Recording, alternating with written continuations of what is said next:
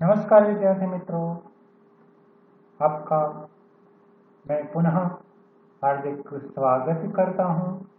आप लोगों को मैं BSN 3 203 एकांकी विभाग में चर्चा करने के लिए आगे के भाग में ले जाने का प्रयत्न करता हूं। मित्रों, आप सबको आगे के भाग में मैं सीमा रेखा जो विष्णु प्रभाकर जी की लिखित एकांकी उस पर चर्चा करूंगा। पिछले लेक्चर में मैंने आप लोगों के सामने उपेंद्र नाथ अश्क, उनका पूरा परिचय एवं उनकी लिखी हुई तौलीय एकांकी पर विस्तृत चर्चा की थी। आप लोगों को मित्रों याद होगा कि वो चर्चा जो थी उसके द्वारा आप लोगों के समझ में बहुत कुछ आ गया होगा, तो आप लोग उसे याद अच्छी तरह से रखते होंगे। आइए मैं आपको आगे के भाग में ले जाता हूँ। मेरा परिचय आपके सामने आ रहा है जो आप लोगों को ज्ञात ही है, अतः हम इस परिचय के बाद जुड़ते ही सीधा सीमा रेखा एकांकी के विष्णु प्रभाकर जी के एकांकी पर। तो मित्रों, विष्णु प्रभाकर जी का परिचय जरूर से हमें प्राप्त करना है। सीधी सी बात है कि कोई भी लेखक, रचनाकार, कवि, एकांकीकार, नाटककार जो भी हो, उनके व्यक्तित्व को और कृतित्व को हमें जानना ही चाहिए।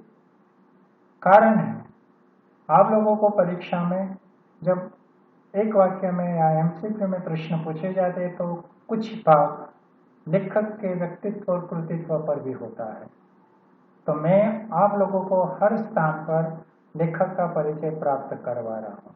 मित्रों, आप मेरे रिकॉर्डिंग लेक्चर्स को अगर ध्यान से सुनेंगे तो आप लोगों की नोट्स तैयार होती जाएगी।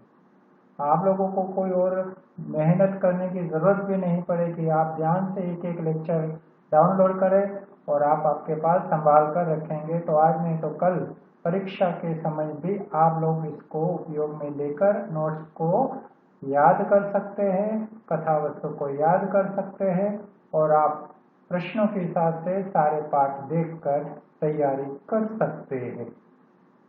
तो आइए विष्णु प्रभाकर जी के परिचय को हम प्राप्त करें। विष्णु प्रभाकर जी का परिचय आपकी स्क्रीन पर है। 21 जून 1912 इनका जन्म समय है और 11 अप्रैल 1909 में उनका देहांत हुआ है। हिंदी के सुप्रसिद्ध लेखक थे जिन्होंने अनेकों लघु कथाएं, उपन्यास, नाटक तथा यात्रा संस्मरण लिखे। उनकी कृतियों में देश प्रेम, राष्ट्रवाद तथा सामाजिक विकास मुख्य भाव है। विष्णु प्रभाकर का जन्म उत्तर प्रदेश के मुजफ्फरनगर जिले के गांव मीरापुर में हुआ था। उनके पिता दुर्गा प्रसाद धार्मिक विचारों वाले व्यक्ति थे और उनकी माता महादेवी जिनका नाम था वो पढ़ी लिखी महिला थी जिन्होंने अपने समय में पर्दा प्रथा का विरोध किया था और उनकी पत्नी का नाम था सुशीला। विष्णु प्रभाकर की आरंभिक शिक्षा मीरपुर में ही हुई है। बालपन में अपने मामा के घर हिसार चले गए थे जो तब पंजाब प्रांत का एक हिस्सा था।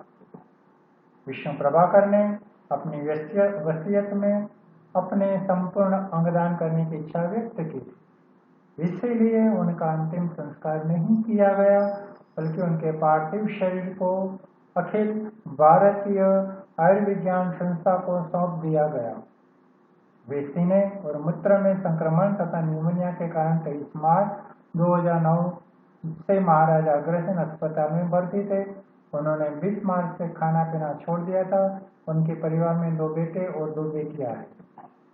इनकी प्रमुख कृतियां जो आपके सामने प्रस्तुत है, मैं नाम गिनवा रहा हूँ, आप देखिए। उपन्यास एक है गलती राग, दूसरा है स्वप्नमयी, तीसरा है अर्धनारीश्वर, धरती अब भी घूम रही है, क्षमादान, 2 मित्र, पाप का गड़ा और होली। नाटक इनके हत्या के बाद, नव प्रभात, डॉक्टर, प्रकाश और परछाइयाँ, बाह्य एकांकी, अशोक, अब और नहीं, टूटते परिवेश। कहानी संग्रह इनके हैं। संघर्ष के बाद धरती अब भी घूम रही है, मेरा वतन, खिलौने आदि और अंत। आत्मकथा एक है पंखहीन नाम से उनकी आत्मकथा 3 भागों में राजकमल प्रकाशन से प्रकाशित हुई। जीवनी आवारा मसीहा जो बहुत ही प्रसिद्ध और चर्चित रही है हिंदी साहित्य में। मित्रों, एक बात यहाँ पर मैं आपको बताऊं कि आवारा मसीहा मूल रूप से बंगाल के महान साहित्यकार शरद चंद्र चट्टोपाध्याय के जीवन पर आधारित है। यहाँ पर विष्णु प्रभाकर जी ने शरद बाबू के पूरे जीवन के चित्रण को प्रस्तुत किया है। आवारा मसीहा किताब बहुत ही खूबसूरत ढंग से और पढ़ने लायक किताब है। इनके यात्रा वृत्तांत में हम देखें तो ज्योतिपुंज, हिमालय, जमुना, गंगा के नहर में इनको सम्मान भी प्राप्त हुए हैं। इसमें एक पद्म भूषण अर्धनारीश्वर उपन्यास के लिए, ज्ञानपीठ का मूर्तिदेव सम्मान तथा साहित्य अकादमी पुरस्कार और सोवियत लैंड नेहरू पुरस्कार इत्यादि भी इनको प्राप्त है। तो मित्रों, ये बात इनके परिचय में प्राप्त होती है। सीमा रेखा विष्णु प्रभाकर जी का एक ऐसा एकांकी है कि जिसमें आप लोगों को ध्यान से पात्रों पर चर्चा सुननी है। क्योंकि मित्रों, यहाँ पर कुछ पात्र हैं, मैंने यहाँ पर खास लिखा है कि लक्ष्मी चंद्र जो 56 वर्ष के हैं, एक व्यापारी है। उनके बेटे का नाम है अरविंद जो 10 साल का है और पत्नी का नाम है तारा। दूसरे हैं उनके भाई शरद चंद्र जो 52 वर्ष के हैं, जो सरकार में उप मंत्री है। उनकी पत्नी अन्नपूर्णा जो 44 वर्ष की है। तीसरे पात्र में है सुभाष चंद्र जो 44 वर्ष के हैं और जो जननेता के रूप में हमारे सामने आते हैं। उनकी पत्नी सविता जो 35 वर्ष की उम्र की है। और आगे जो पात्र है कैप्टन विजय जो 48 वर्ष के हैं, पुलिस कप्तान है और पत्नी उनकी जो है उनका नाम है उमा जो 42 वर्ष की है। तो मित्रों, ये एकांकी एक ही परिवार में अभिनीत हो रही है, एक ही घर दिखाया है। उसमें 4 भाइयों की बात आती है, लक्ष्मी चंद्र, शरद चंद्र, सुभाष चंद्र और कैप्टन विजय। तो ये 4 जो पात्र है उनके आधार पर इस एकांकी की कथावस्तु हमें समझनी है। मित्रों, आप खास ध्यान रखना कि यहाँ पर जो वर्ष दिए गए उम्र के वो बहुत ही मायने रखते हैं और उसके साथ उनके परिवार के पति और बेटों, पत्नी और बेटों का परिचय भी आपके सामने है। कारण है कि एक साथ लक्ष्मी चंद्र, कैप्टन विजय, सुभाष और शरद चंद्र आपस में किस तरह से बातें करते हैं और किस तरह से सीमा रेखा की कथा वस्तु आगे जाती है, वो आपको यहाँ पर समझना है। मित्रों, आगे के भाग में मैं आपको विस्तृत रूप में सीमा रेखा के कथा सार को बता रहा हूँ और उसके साथ साथ शीर्षक की सार्थकता पर भी हम बात करते हैं। तो आप लोगों को मैं अगले एक नए वीडियो में मिलूंगा। तब तक के लिए मैं आप सभी से इजाजत मांगूंगा। जय हिंद, जय भारत। नमस्कार मित्रों, मैं हूं doctor Manish Gohil, Dholka arts and commerce college में अध्यापक के रूप में सेवा फर्ज पर हूँ।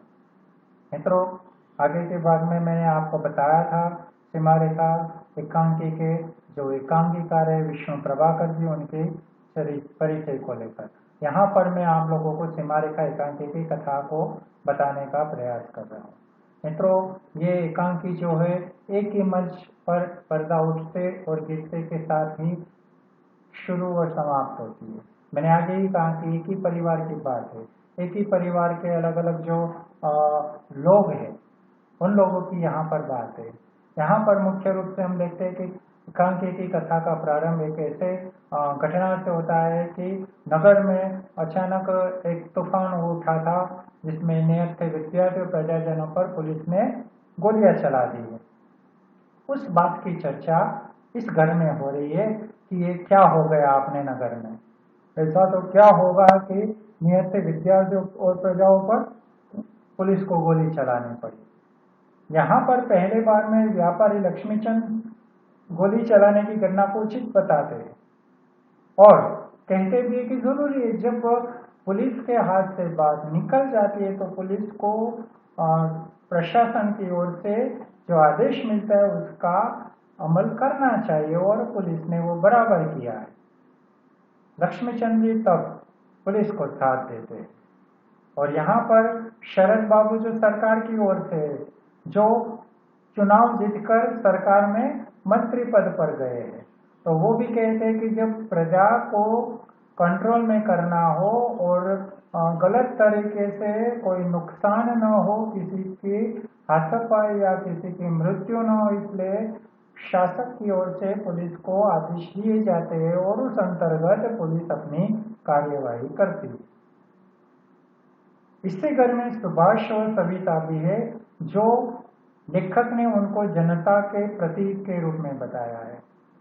पहली बार में हम देखें तो सुभाष जी को हम देखेंगे तो ऐसा लगता है कि मैं जैसे वो कामरेड है, वो प्रजा के साथ रहते, लेकिन वो कामरेड नहीं है। हाँ, जनता का प्रतिनिधित्व जरूर करते हैं और सविता भी उन्हीं के विचारों के साथ चलती है। तो वो इन लोगों की बातों को अनुचित कहती है, ये गलत है। पुलिस को कैसे भी करके तूफानियों को कंट्रोल में करना चाहिए था, नहीं कि गोली चलानी थी, क्योंकि गोली चलाने से 5 लोगों की मृत्यु हो गई थी और दूसरे 20 लोग घायल हुए थे। कुल मिलाकर 25 लोगों को बहुत भारी नुकसान हुआ था और इसीलिए सुभाष और सविता इसका विरोध करते हैं, कहते हैं हम जनता के बीच में जाएंगे, आंदोलन करेंगे पुलिस के सामने और हम ये आंदोलन चलाएंगे सरकार के सामने और उन जो दोषी पाए जाने वाले पुलिस कर्मचारी उनको सजा दिलवाने का भी काम करेंगे। इस तरह से हम देखते हैं मित्र एकांकी में कि विष्णु प्रभाकर जी एक ऐसी घटना के साथ प्रस्तुत हुए कि जहां प्रजा और सरकार के बीच की दूरी की बात बताई जा रही है। यहाँ पर जो कैप्टन विजय है, जो पुलिस अधिकारी है, वो अचानक घर में आते हैं और तब तक ये घटना हो चुकी थी, तो वो बताते हैं कि किस तरह का बाहर माहौल है। तब जाकर लक्ष्मीचंद कहते हैं कि ये हो गया, ठीक है, चलो तुमने कंट्रोल किया, और शरद बाबू भी उसको सपोर्ट देते हैं। लेकिन सुभाष जब इनका विरोध करता है तो वो कहता है कि भाई साहब, आप कैसे समझेंगे, हम अकेले पुलिस वाले थोड़े से और पूरी भीड़ सामने थी और अचानक कहीं से पत्थरबाजी हो गई। उस भीड़ में जो शांत भीड़ थी उसमें कुछ गुंडे तत्व भी शामिल हो गए और उन्होंने पुलिस कर्मियों पर पत्थरबाजी चलाई। हमें हमारी सुरक्षा के लिए आखिरकार गोली चलानी पड़ी। हमने उनको बहुत चेतावनी दी, बार बार रोकने की कोशिश की, उनको समझाया कि आप ये गलत कर रहे हैं, लेकिन भीड़ की दिमाग होता नहीं है, वो आप ही समझते हैं और अचानक कहीं से पत्थरबाजी हुई। आखिरकार हम लोगों को सुरक्षा के अधीन उन पर गोलियां चलानी पड़ी। दूसरी ये बात भी बताऊं कि भीड़ धीरे धीरे धीरे करके उस बैंक की तरफ भी चल रही थी कि हमें लगा कि ये भीड़ अगर बैंक की ओर जाएगी तो बैंक को लूट लेगी और बैंक को लूट लेगी तो हमारे लिए सबसे अपमानित भरा ये समय कहलाए। इसलिए हम लोगों ने फिर ये मौका देखकर कि अगर बैंक को बचाना है तो भी भीड़ को रोकना पड़ेगा, और भीड़ को रोकने का एक ही माध्यम था और वो माध्यम था कि उनको डराने का। और पहले हमने हवा में भी फायरिंग की, लेकिन भीड़ को उस डर से कोई एक बात नहीं लगी और वो आगे बढ़ती गई। आखिरकार हमें डराने के लिए उनके सामने गोली चलानी पड़ी थी। इस तरह से घटना आगे चलती है और सुभाष पुलिस की कार्रवाई का विरोध भी करता है, कहता है कि ये बहुत गलत हुआ है। वो तुरंत घर के बाहर निकल जाता है, कहता है मैं जनता के बीच में जाऊंगा, जनता के साथ खड़ा हूं और मैं सरकार के सामने आवाज उठाऊंगा।